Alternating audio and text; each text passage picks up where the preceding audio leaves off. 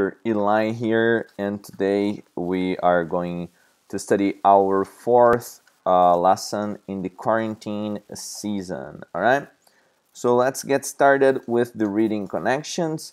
I'm gonna start giving my opinion about the suggested topics here. The first one, do you think parents understand what goes on in your head about safe sex? Why not?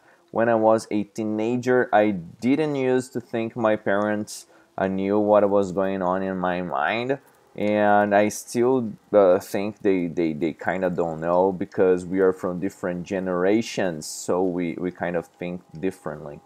Do you understand the implications of unsafe sex, and what are they? Yes, I do understand the implications of unsafe sex: STDs, sexual transmissive diseases, pregnancy risk, and many others. Have you seen the movie Juno? What is it about? Yes, I've seen the movie Juno with Ellen Page. It is about a pregnant teenager girl. Right? Here we have a text which is study things less concerned about pregnancy.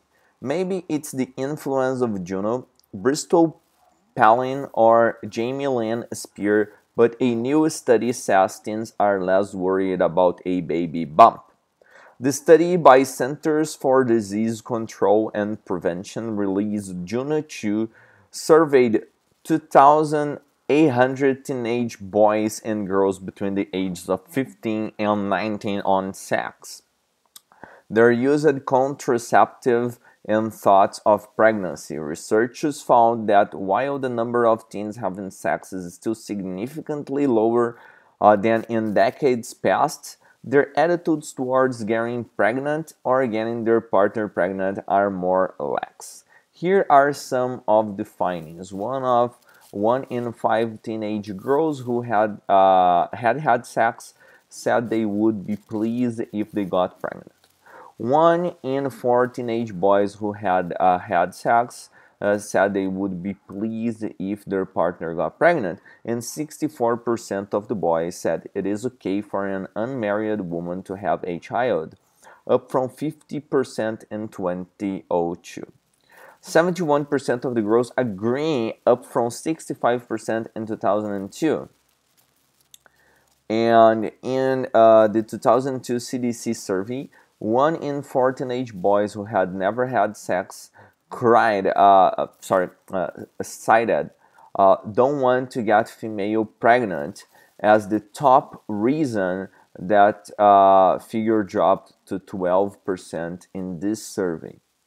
Teen girls who do not use contraceptive the first time they have sex are almost twice as likely to get pregnant before the age of 20. 79% of teenage girls are using a contraceptive method the first time they had sex, and 17% of teen girls are relying on the rhythm method for birth control, up from 11% in 2002.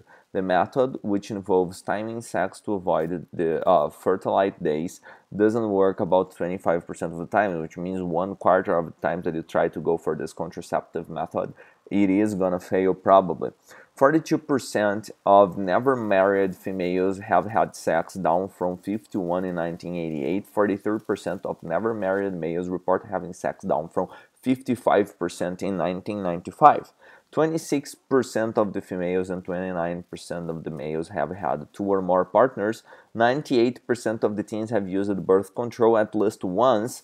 Condoms are the most popular choice. The teens were surveyed between 2006 and 2008. Here we have a couple of questions about this text that I just read. Uma estratégia importante na leitura de textos em língua estrangeira é saber qual é o assunto. O texto em questão tem como assunto dos trechos dos depoimentos dos adolescentes diz respeito ao rhythm method. In this paragraph right here, talk about rhythm method, because 17% of the girls rely on rhythm method. And what is it about? Sobre o que é isso? De acordo com esses 3 textos a seguir, responda. As expressões destacadas no texto baby bump e more lax poderiam ser substituídas por quais expressões sem que o sentido fosse modificado? Esse tipo de pesquisa tem como objetivo de... And in this one, you're going to mark true or false for the statements about the text. The author is certain that the 2,800 teenagers who participated in this study reported in the text were influenced by the movie Juno, and 2 other famous teens got pregnant. The survey released on June 2nd, 2010 compares numbers from 3 different studies.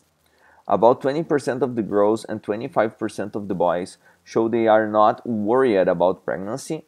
The rhythm method for birth control is considered an effective contraceptive method, but it does not protect the couple against STDs. Almost all the teenagers or the teens surveyed have had different partners, and 98% of the participants used condoms just once. Here we have the sequence of true or false. You get me those, and I get you guys the answer next week. Let's take a look here in this comic stripe. Here we have a man in his bedroom window, and we have the sound here. Yes. Says, wish you never moved away, Jack. I'm stressing time to chat.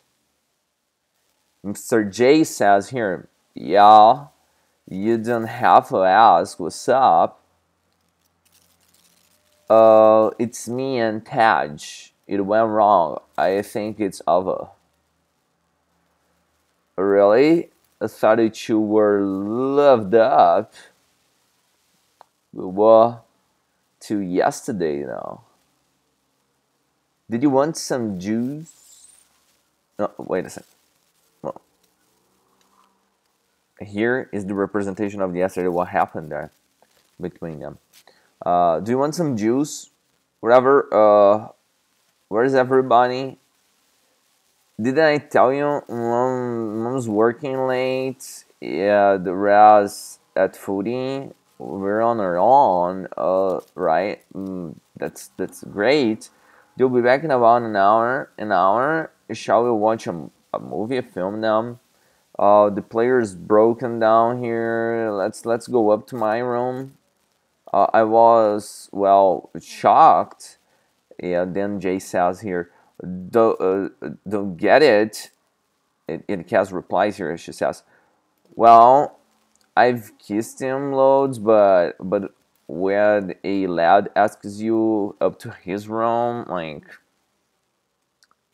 Kaz says again, so his parents are out and he asked me up to his room. And she says she was freaking out right there. But what if your parents come back? That's what Cass asked them. Yeah, what if they do? Do you think we'll be getting up to something? Cass says, I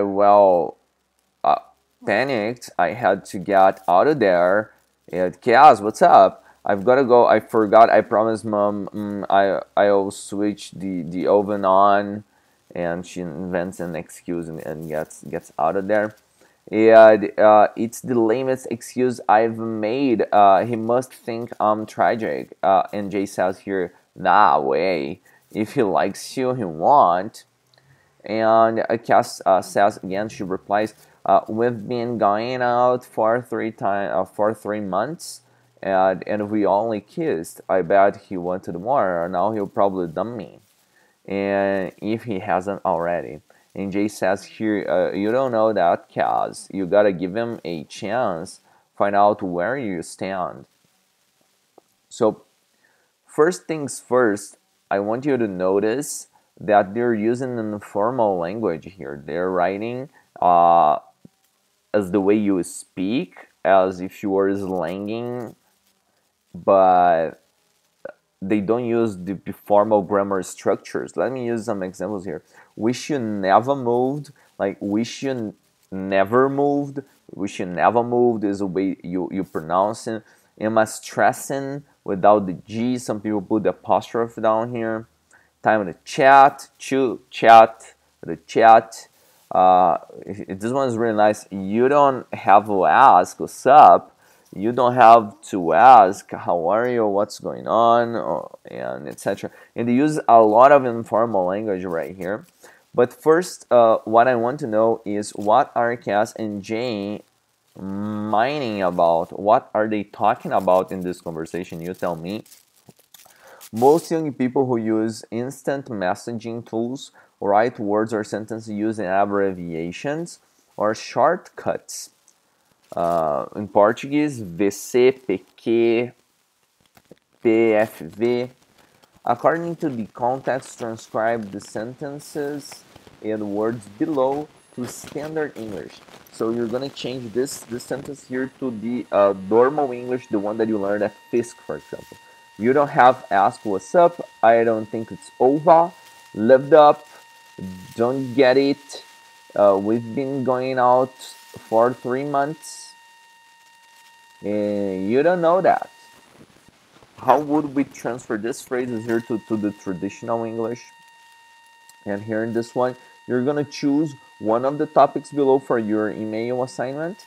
So one of these 3 ones, and you're going to write the email assignment down here. And the topics are, as if you were Cass, write a message to Taj. As if you were Taj, write a message to Cass. And as if you were Taj, write a message to Jack about the understanding that you have of this situation. Okay, guys? You can photograph your message or you can write it. So, your task, tarefa,